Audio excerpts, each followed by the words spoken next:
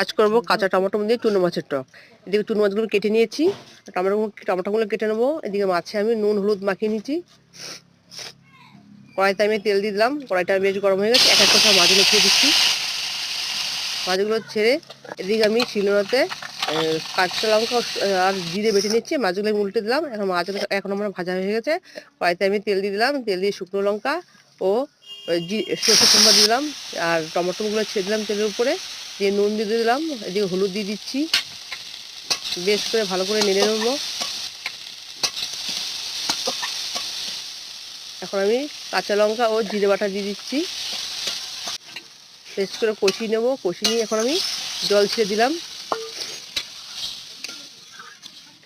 আমার তরকারি জাল উঠে গেছে।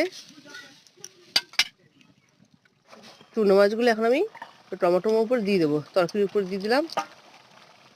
একটু হালকাভাবে নেড়ে নিয়ে সামান্য একটু পরিমাণে চিনি দিয়ে দিলাম।